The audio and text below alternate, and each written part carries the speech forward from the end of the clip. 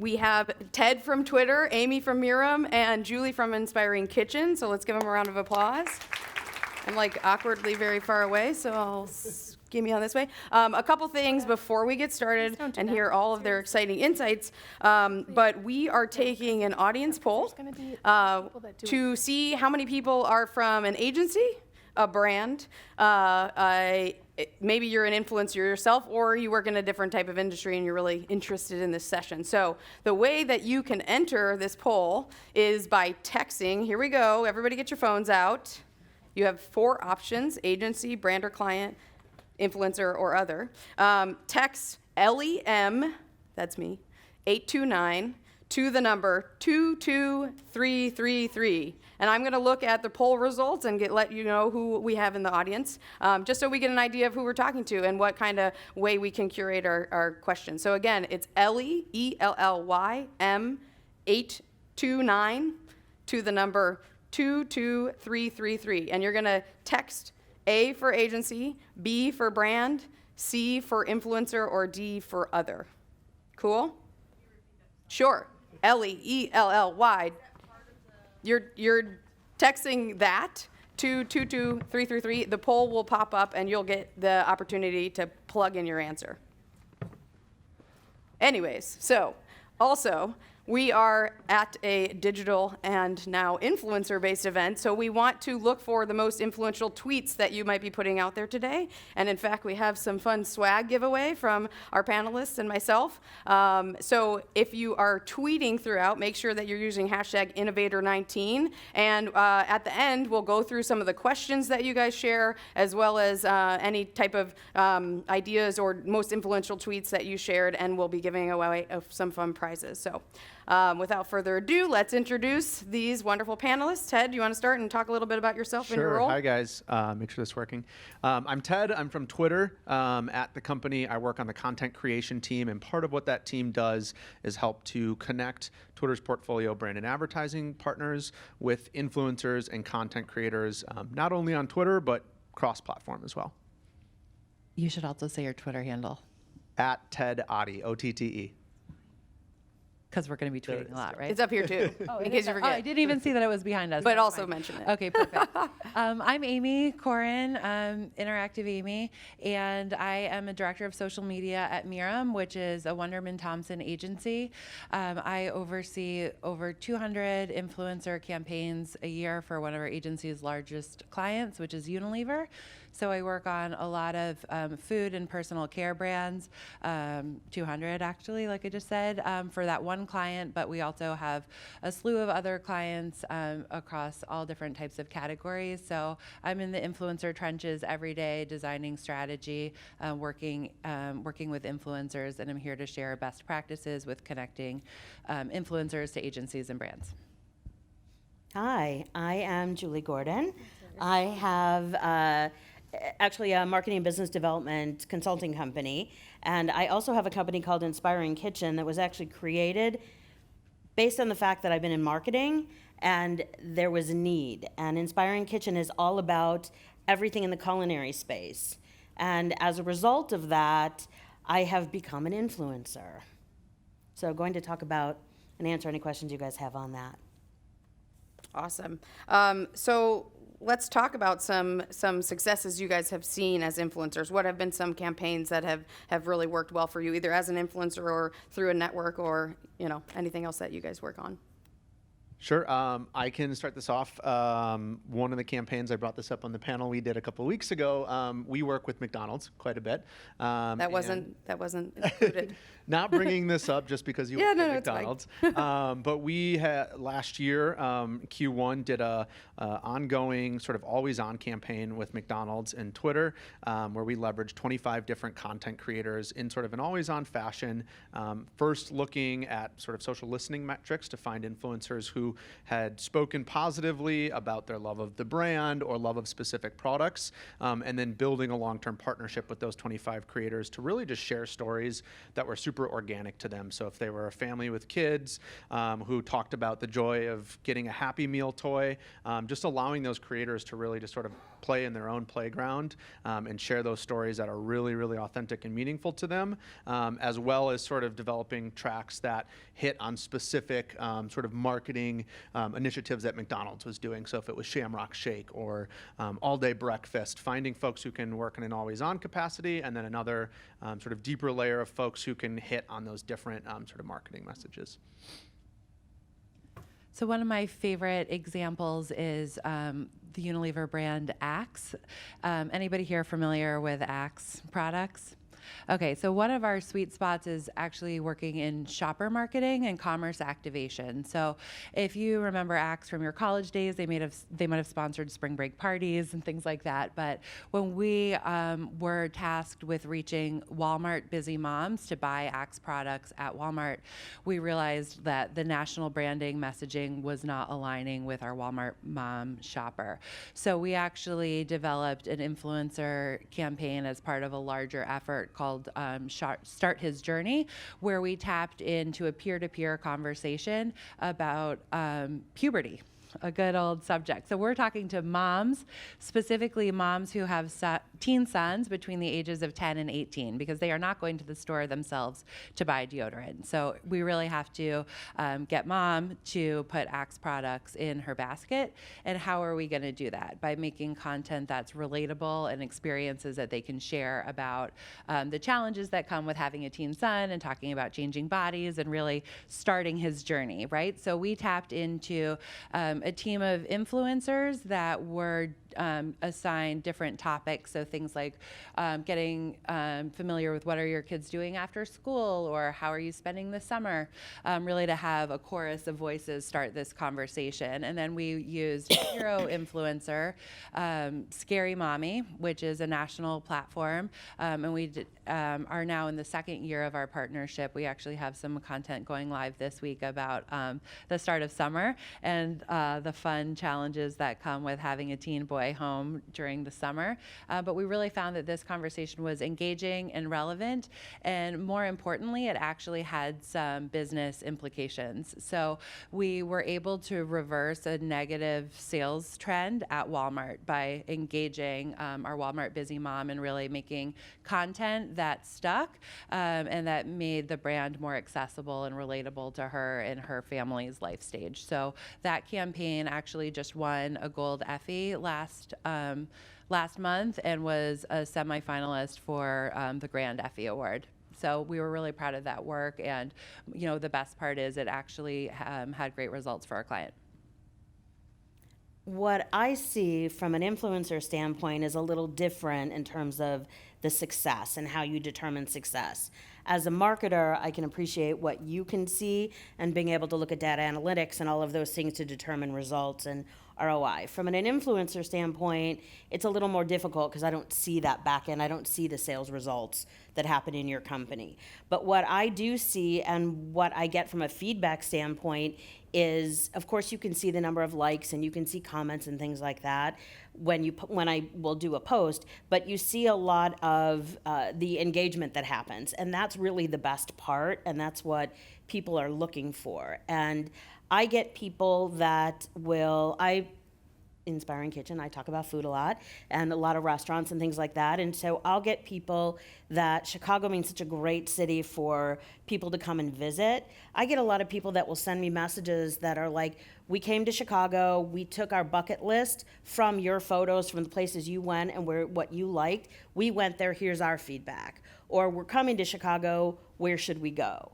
So you're getting this dialogue going, which is a great thing. So it's a visibility factor. The other thing that's happened on a somewhat, personal level is that it's opened a lot of doors. So I became a brand ambassador for Parmesan Reggiano Consortium out of Italy. So that gave me an opportunity to educate on Parmesan Reggiano in a way that wasn't just a single post. It was an ongoing relationship. So that was interesting. They liked some of the messaging and the communications that were happening prior to our relationship, and they reached out. So that's an interesting thing because I'm all about the education. That's why Inspiring Kitchen was created, was to educate on brands, initially in the houseware industry, but it's expanded. That's actually a great point that you just brought up about building a long-term relationship with influencers. So I'm going to go rogue for a quick second and just Go build for it. on- This is what it's and, about. and build on that. I mean, we can all spot inauthentic content online, right? Somebody is hawking one product one day and something else the next day. So what we really strive to do is make sure that both the brand and the influencer, is a natural fit, and that you're not just, putting your stamp on anything. And I think that's really important, both, for how influencers should be evaluating partnerships and also how brands are looking at content creators to make sure that it really is a natural fit. So it's, it's also the world of one and done is kind of going by the wayside. So the trends now are really about building longer term relationships with content creators, with influencers, really with partners, to make sure that you're telling an authentic story, a consistent story, and that it really resonates with the influencer's audience. Excellent. So taking a quick break just for all the people that participated in the poll. Thank you. We have the results. Drum roll, please. We have 8 people from an agency, so that's the majority of our audience. 4 from a brand or client side, 2 influencers, and 1 from other. So thanks for letting us know who you are. That helps us speak a little bit to kind of our questions for the day. And I'm also seeing some wonderful tweets, so keep using hashtag Innovator19, and we'll give away some swag at the end. But let's get back to the panel. So I asked you about a successful campaign. What about defining success? How do you look at the metrics and track if a campaign or initiative or even something you did with a brand has been successful for you?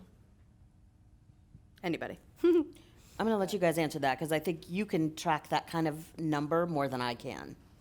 Sure. So I'll chime in first. So the most important thing that you can do to track success of a campaign is actually define what success looks like up front, right? Because the numbers can tell any story you want them to tell on the back end. So unless you have a very clear roadmap of what you're trying to accomplish, then you'll know whether or not you're successful. So certainly there's industry-wide benchmarks of things like awareness is the goal to let as many people as possible know about your program, and then you would use metrics like awareness and reach to measure how successful you are in getting the word out. But more and more, like Julie was talking about, engagement is certainly very important. Is the content resonating? Is it sticky? Are people participating in that conversation? So we can measure all different types of engagement metrics, things like likes, comments, shares, shares being like the most valuable because people are actually taking the time to spread the word to their network. And then actions. So what is the desired action or the conversion opportunity? So sometimes that is a sale, sometimes that's learning more, sometimes it's clicking through to a product page, to a website, to a subscription, opting into something. So you really want to know which one of those buckets you're going to be evaluating on at the beginning to kind of set the roadmap for success.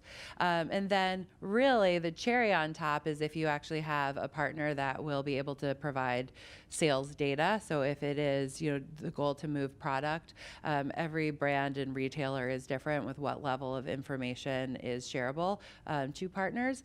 But really, at the end of the day, the goal is usually to move product, to sell product. So if you can actually correlate the effects of your work and your campaign on a tangible number like sales lift or return on ad spend, return on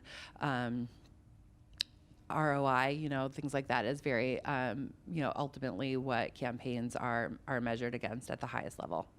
Yeah, I think just to build on that too, 2 things that we're looking at a lot increasingly at Twitter around conversation. Obviously, we're a very conversational platform. So really looking at sentiment around a piece of content. How was that piece of content received? How are audiences and consumers talking about that piece of content, talking about your brand as a result of that? Sort of where does that content then travel once it's pushed out by an influencer? So we do a lot of campaigns where the content is initially pushed out organically by the influencer, and then we definitely encourage our clients to support that content with paid media on Twitter, which helps to expose it to an even larger audience. So looking at the differences in conversation between that organic audience versus that paid audience, and just really understanding how the content's being created in that context. So conversation and sentiment are one, and then as you kind of mentioned, some of those deeper, lower funnel measurements is really something I think that's there's a lot of demand for it in the influencer space right now because historically everybody sort of thought of influencers as top of the funnel, as awareness, as engagement, some of those vanity metrics.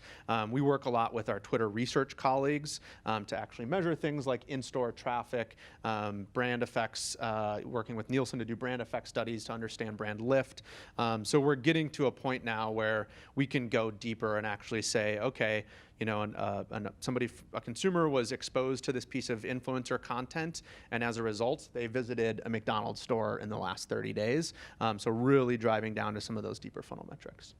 Yeah, and I think it's interesting too because, you know, depending on your type of business, you know, it's hard to put that ROI number to social. That's always been the biggest challenge in our industry. There's ways to define it, but something that helps is also adding a brand lift study or a reputation driving study to understand if the people that you worked with were truly influential enough, not just by their reach and impressions and all of, you know, kind of the vanity metrics, but if they were able to actually see that return on investment, whatever it could be, like at McDonald's, an actual visit to a restaurant within the last 30 days. So stuff like that helps for sure. Partners like Twitter, Facebook, et cetera, all have those capabilities, and if you're not utilizing them, I think that's a good way to measure success from a brand or agency standpoint. But what about from an influencer standpoint? How do you define success, and what metrics do you look at besides the money coming in? Yeah, well, okay, so there's Or not. There's two ways to answer that, I guess. You know, I think one of the things that I was thinking about is that while from the data side or from all the analytical side, you can track things, but visibility shouldn't be discounted. So if you're a new restaurant or it's, you know, spring menu time, you want to get visibility on your product or your brand or your restaurant. There's still an advantage to that. It's hard in a way to track that because, you know, unless I give them a barcode that says take this in or specifically say Inspiring Kitchen sent you, that's a little hard to track. But visibility is a really good thing as a part of your overall campaign. So you want to remember that part too. Julie, what about like contracts that you have with companies? You know, how are they putting their KPIs up front to tell you that we want to see this coming back from you? It might not be a guarantee that you'll get, you know, 15, you know, coupon redemptions or however many. But what do you do in that situation to make sure you're delivering on what the agreement is? I mean, to be honest with you, I think when brands have come and I'm a part of a whole group of people that come from a marketing background and also are considered influencers. So we have this really kind of interesting perspective on all of this. It's very, very difficult. If I get a contract that says we want to have X number of visits or purchases, we can't guarantee anything like that. What we're doing is we're bringing visibility for you. And again, that's a part of your whole campaign that you're creating. I don't think that should be kind of like pushed aside as something to think about. But at the end of the day, the best message I can give you if you're working with influencers, and just as sort of a side note, there's brands and then there's networks that I work with. So you have kind of different goals in it. I mean, the ultimate goal is the same, but the network is just they're working in conjunction with you as the brand, and I'm working directly with them. And there's other situations where I work directly with a brand. What I have found is that when I work with a brand, we have a lot more success. They're able to track a lot more success because the communication that goes on, the brief that I get sent on what the goal is, I'm able to learn a lot more. Now, there is a part of the fact that I do have a marketing background, so I kind of have some things that I can ask or I'm aware of that help me to create the messaging that I put out there or the hashtags that I look for, the audience I'm trying to target. So there's different ways to look at that. But at the end of the day, the more the brand communicates on what your goals are, yes, numbers, yes, sales, we all know that. But really who your audience is. And that kind of information is really helpful for us. For sure. So I want to get back to networks in a second, but first, behind the scenes, you gave us a little glimpse of it. What is it like working with an influencer or a creator? Can you share any examples or stories or best practices? Yeah, I mean, it's certainly a space that's evolved a lot over the last even 5 or 10 years. It's still crazy to me how much it's a wild, wild west. So I would say that as much as things has evolved, it's still in its infancy, the industry as a whole. And so there's times when we were chatting a little bit about this before the panel, there's times when I'm working with an influencer who's represented by a UTA or a CAA, the same companies that are representing A-list Hollywood talent.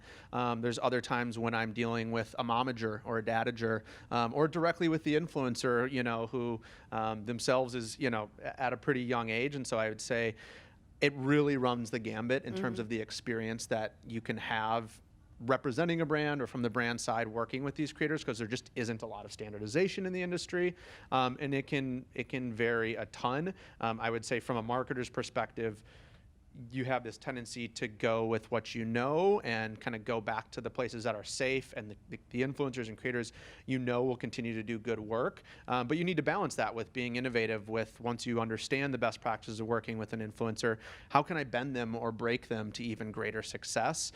Because I have this experience working with this network of creators or this group of influencers, I can sort of take it that step further. And the better relationship that you build, sometimes it could be a long-term partnership, even if it's not for the same client or brand or business. So yeah, absolutely. And I just find that when we work with creators in that ongoing fashion, there's a lot more value that gets delivered. Creators, when they're bought into that relationship, when they know you're investing in them, they will return that value and deliver, whether it's added value content, whether it's going above and beyond to help you hit those KPIs. Yeah. You just get a lot more from influencers when there's a true commitment. Yeah.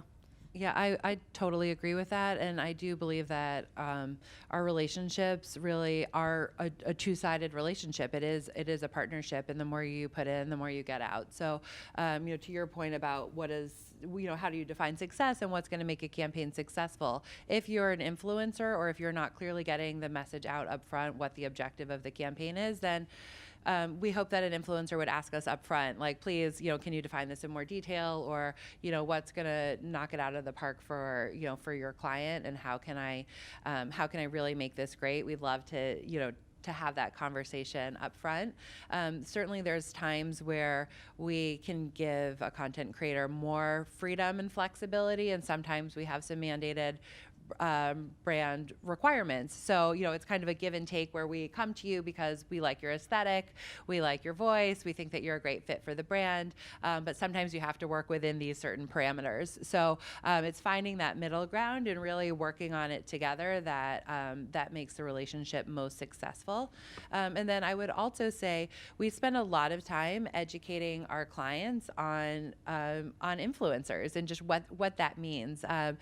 Certainly we have to work within timeframes, specifically in the shopper marketing world. There are timestamp offers that are going live at a certain time, and if you're trying to support that offer, then it is imperative that content goes live on time to support the campaign. So we really have to manage timelines very carefully, and one of the ways that you can burn bridges is not delivering on time. So whether that is, submitting drafts or photos for approval, like, there is a timeline for a reason, because oftentimes it needs to get routed by the brand or by legal or by compliance, or just to us for quality assurance purposes. So sticking to that timeline is key. And then I would also say the last piece of that, as far as educating our clients, is every influencer has a different way of working. So we always build in time for revisions, but more and more, as Ted was talking, we have influencers that have management representation, but they also have a whole crew behind them. So they have photographers, they have videographers, they actually have shoot days where they will knock out a day with a photographer to do all different type of things. So as the brand or agency, if we need a reshoot, it can't automatically always be like a same day turnaround, because oftentimes they will have to rebook their photographer and get on their calendar and do a shoot date. So it is a give and take of understanding the way the influencer works, and in the timeline that we have to work with, and really making sure all of those things kind of come together perfectly every time. And sometimes they don't, but more often than not, they do. For sure. So tell me a little bit about how you guys select influencers or select a brand to work with. You mentioned networks before. Are you part of networks or utilize them? I know you got a big creator network with what you do. Tell me a little bit about that. I would just say, for me, one of the best things I can say about being an influencer, because I have people come up to me and say, I want to be an influencer, how do I do that? It's not quite that easy. You have to do what makes, the best thing I can say to someone who wants to do this is post content you like. Post brands you like working with, you love working with, because being authentic is the best way you're going to have success. And the followers, trust me, will know that. So that authenticity makes a big deal, or makes a big difference. So that would be one big thing that I would say. Working with networks and brands are both great. You just kind of have a different approach from my side. It's just different. But it's, at the end, we all want the success. We want the brand to get the visibility they're looking for. We want to hit numbers that kind of in our head, we're looking for this much attention to our post, this much reach, this much from an engagement standpoint. So, I mean, I guess that's my response. To my side, Miram actually has a network of influencers called Brand Trust Network, and you can actually opt in at brandtrustnetwork.com. And from there, we will vet our partners, look, to Julie's point, at their areas of expertise, their interest, and then we have some proprietary tools on the back end where we're looking at both influencer analytics as well as analyzing their audience footprint. So it's actually like a two-tier approach. Like the influencer and what you're interested in is super important, because obviously we want to make sure it's an authentic fit. But then we look at your audience specifically to find out if it aligns. So for example, we will look at things like audience location. So if we are doing a retail specific campaign for a regional retailer like Publix, it's important for us that you have a strong audience in the Southeast where Publix supermarkets are located, and also if it requires in-store, that we want you to be in that market too. So where you sit and where your audience sits is certainly important, but then we can also analyze things like what are you and your audience interested in, what brands do you have an affinity towards, and we kind of look at that picture all at once, and we actually go out and pitch our influencers to our clients. So there's some, to Ted's point, that are more turnkey, that we have long-standing relationships with and that we know are a good fit for, example, our Walmart busy mom, and that they would be fit in that demographic, or one of our Axe moms, for example. But every time we actually will provide a rationale of why we think this person is a great fit for this campaign, whether it's the type of content that they're creating, or if they have a stated interest in the product or service and that really fits well with the campaign objective. So we look at that every single time, and we really do a high touch selection to make sure we find the right fit. So we're kind of like matchmakers. Yeah, just to echo Amy, I think we do a lot of the same things. It's really the art and the science of selecting the right influencers. On the science side, it is a lot of that back-end analyzation. So who are you? What type of content are you creating? What type of content is your audience responding to? All of those sort of demographics. On the art side of it, it's finding creators who are up and coming. You want to look at, are folks doing tons and tons of branded content? How is their audience responding to that? One of my favorite easy to look at metrics is comparing an influencer's engagement on branded content to their average non-branded content engagement, and just understanding, is this somebody who's producing branded content that their audience is responding to and engaging with at the same levels as their organic content? The reality is, like, branded content doesn't have to suck. It doesn't have to perform at 50 or 60% of their average organic content. If it's a good fit, if it's a true partnership, if the audience is bought into the influence of this individual. So that's another metric that I think is, you don't need an agency or a big budget or anything to look at that and just say, how is this person producing their content, and is their audience responding to it in a way that's going to be meaningful for my brand? So I think, it's kind of the balance between finding the right folks and then having the data sort of back it up. And that's the great relationship part, because the brand, as an influencer, I know the kind of content I'm open to posting, and kind of where, in a sense, my boundaries go wide, but where they go. But what you're able to do is you're comparing your brand, your client, your brand, knowing that there's a connection to that influencer, so the people following the influencer are have that same interest level. Mm-hmm. The kind of the expectation of what the follower is going to find on my page. Right. Having not run your profile, it's probably safe to assume that you have an audience that's full of foodies, right? Because you're inspiring kitchen. So it's safe to say if I was working on a food campaign and I'm looking for a recipe creator or a foodie influencer, that if I were to run the audience analysis for Julie's site, that there would be a strong affinity to cooking, to wining and dining, to recipes and family life, things that would really tell the picture of why she's a good fit for that. And sometimes you cross-pollinate. So sometimes we would want to use a non-foodie influencer for a foodie campaign if it fits more lifestyle. So really there's a lot of different ways that you can go, and you just have to make sure that you have a strategy up front and that you can find the people that will align with your strategy. I guess one other just exactly going along with that is what's happened, and kind of those boundaries I sort of mentioned. I am now writing articles on culinary travel for a digital publication. So my food world expanded to global travel. And it's all, so people are still coming to me because it's food related, but now the door's a little wider, and now we're talking where to go for the best food when you're in Miami or in Cabo or wherever you are. Awesome. Where's the best food? No, we'll get to that later. Okay. Julie, can you give us a little more insight into your world around, your writing, right, for food magazines and publications now? What about like the photography that you do? How did you learn that craft and embed it into your blog and everything that you're doing? Sheer embarrassment at where I started. The initial photos, I mean, honestly, trial and error. I have an iPhone. I don't have a big expensive camera. I'm using an iPhone.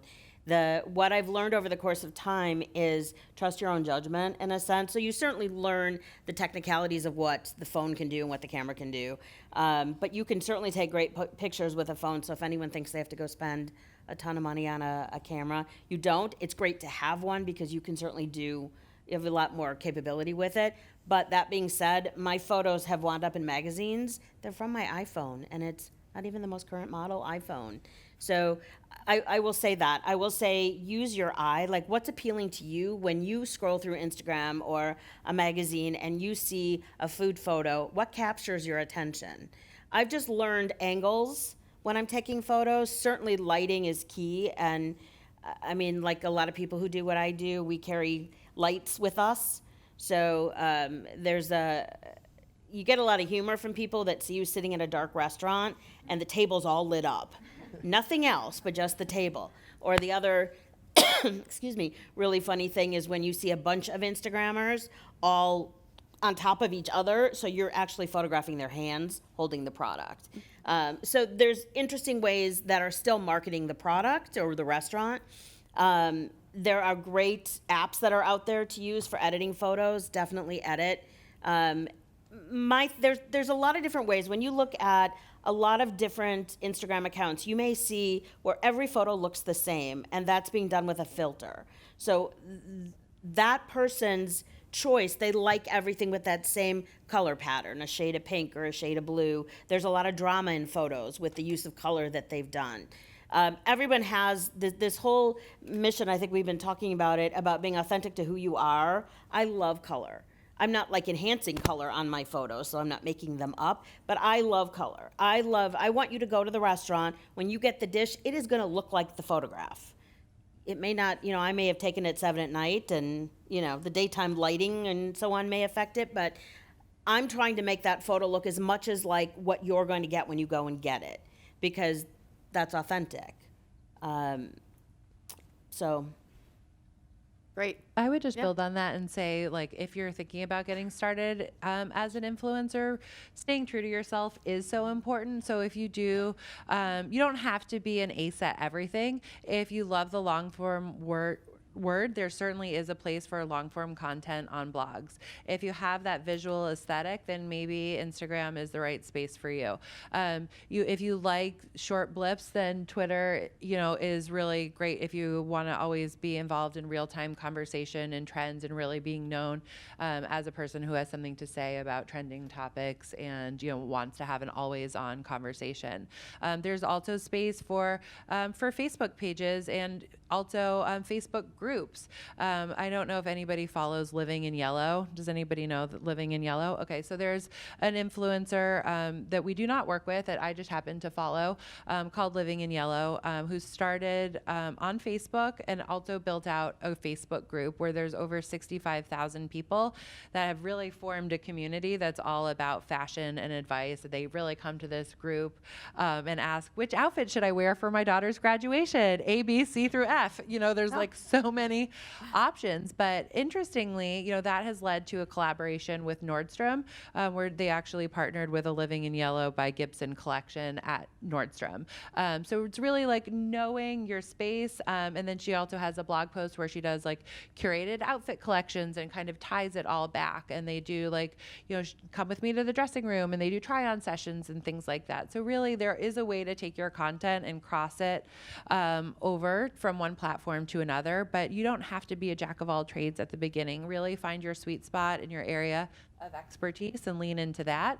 And then as you get more comfortable, expand that, or take lessons or ask for help if you want to improve your photography skills, or maybe it's vlogging and doing video presentations. If that's your sweet spot and you don't want to write it out, then you know, experiment with the use of video. So there's a lot of different ways that people can produce content and how you can find the right fit for both yourself and for partnerships. Great. Ted, any last words of wisdom? You know, I just noticed there that a lot of the things that we've been talking about today are present in both of what you guys said. So, you know, developing those long-term relationships, that partnership with Nordstrom doesn't happen unless there's a long-standing relationship there, and you can pull that influencer in way earlier in the process, really at the product development stage, right? I mean, they're developing those products in conjunction with the influencer. That doesn't work if it's, hey, we've got some additional budget, let's get this influencer to blast out our new line of, you know, whatever it is.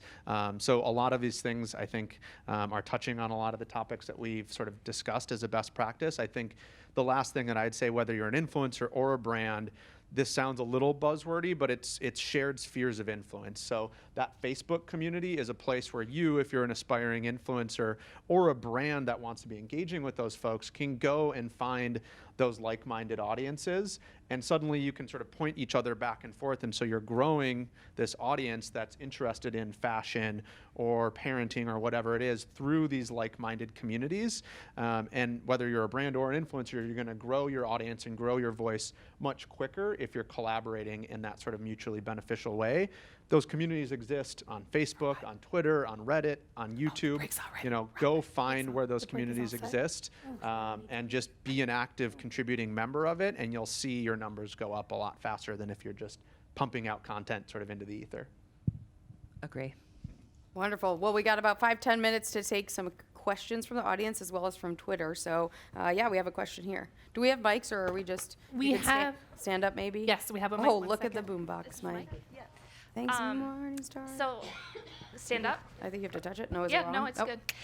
So I'm Wendy Dulipsky. I'm Director of Marketing for the Nature Conservancy, a large environmental organization. And if we were to dive into influencer marketing, what do you think in terms of budget? You know, knowing that there's probably a lot of different questions to answer in terms of, you know, is it part of a campaign or if it's a longer, you know, brand building effort? What do you think in terms of budgeting?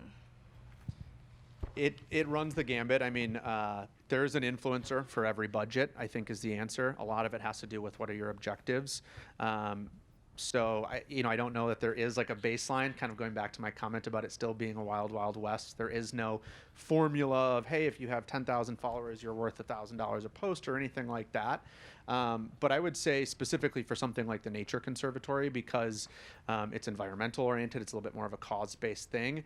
You can find influencers who are passionate about, you know, climate change, who are passionate about environmental protections, and say, we may not have the budget for your 1 million followers if we were Nike or Nordstrom to pay you, but we know that you talk passionately about this issue of environmentalism. Do you want to come do it under this banner here and help us further this mission. I will caveat that with the notion that I think the days of not paying influencers, giving them free product, that sort of thing are long gone. We never suggest that approach, but I think when you do have a cause-based thing, you can find folks who are bought into that mission and therefore willing to maybe take a pay cut if it were just them hawking another product.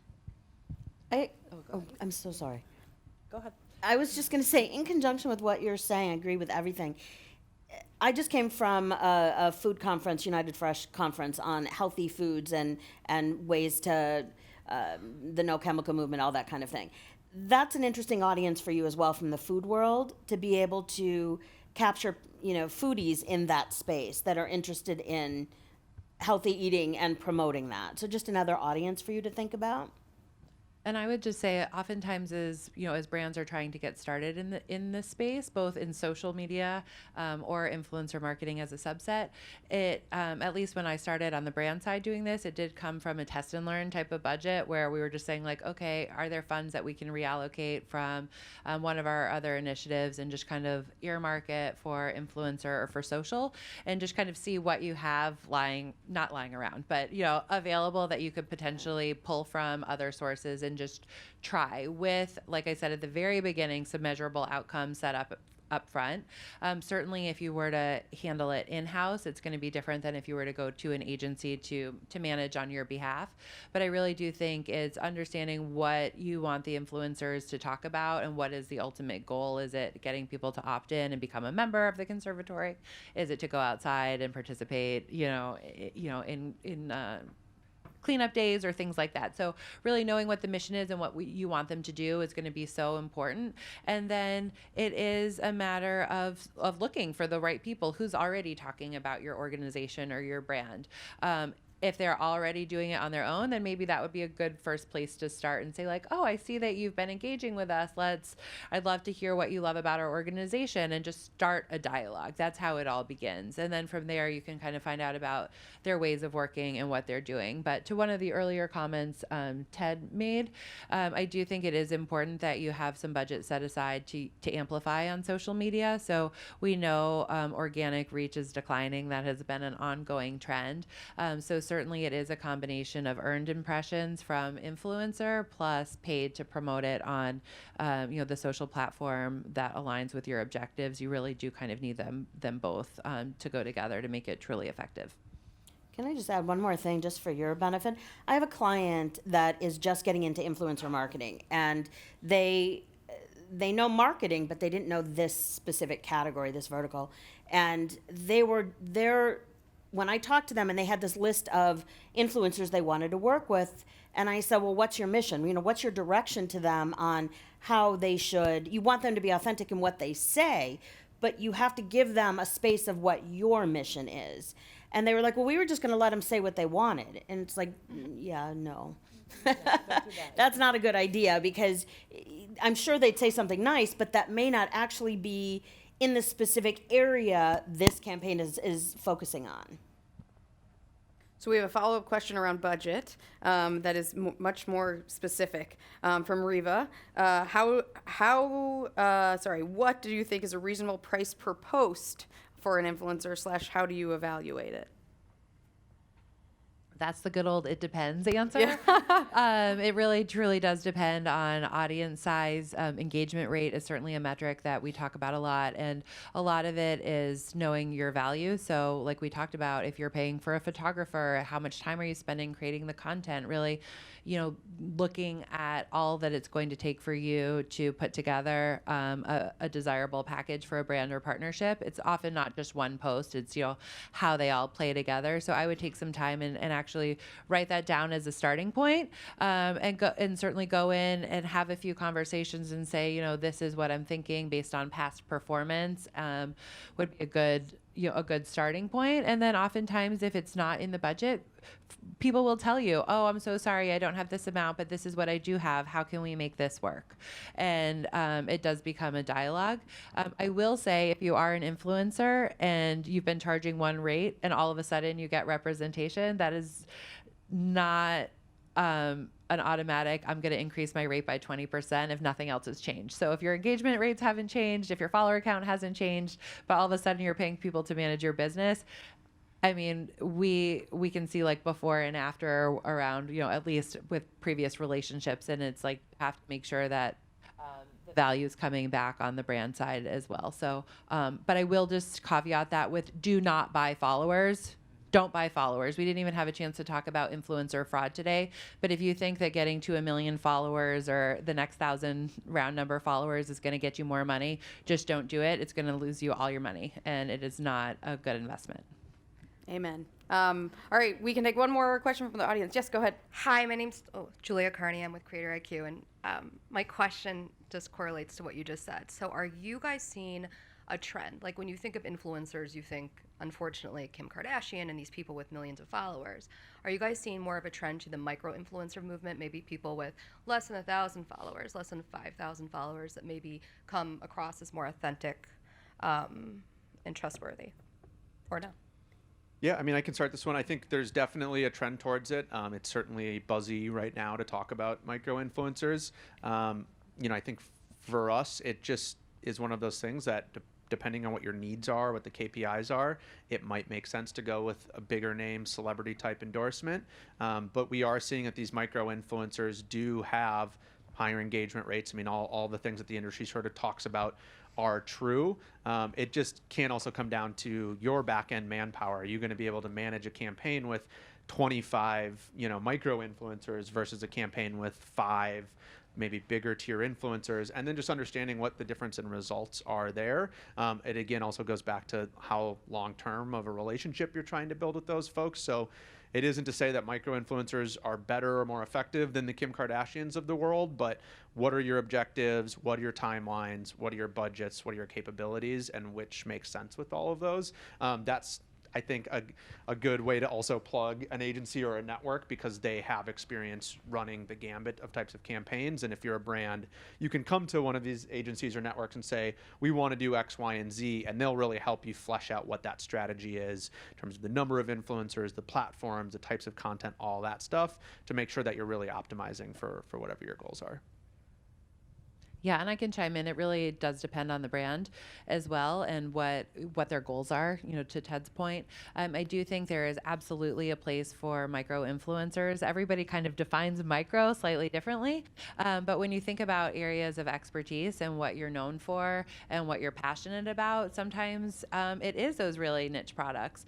Or, maybe, gaming is not something that we're going to talk about today, but really like the gaming space is huge. But if it's a particular game or a particular like gaming type of laptop, it might not appeal to everybody. So you really want to find that sweet spot between your product and the audience and make sure that you're finding people that can really tell the exact right story that align with the brand. So oftentimes, niche is a great way to go.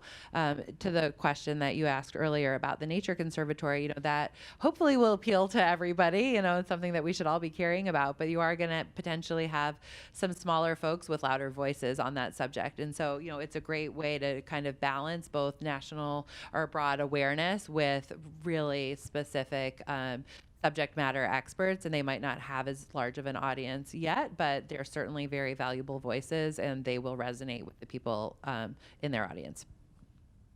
Excellent. All right, so we're out of time, but I think everybody will be sticking around for a little bit. If you have any questions, come and find us. The people that ask the questions in the audience, the two ladies, as well as Riva online, and then these are our most influential tweets from this session. You can come and find me. We got a whole bag of swag. We'll find you in the hallway to give it to you. Sorry if I butcher your name. Brittany Langmeyer, Katie from Now You Know, Carolyn Baumgartner, Caitlin Yurt, Jennifer Chitlani, Jennifer Carlisle. I think that was like most influential. So we'll take you in the hallway, give you some gifts, but let's give it up for our great panelists today. Thank you guys so much. Guys. Thank you. Thanks, guys.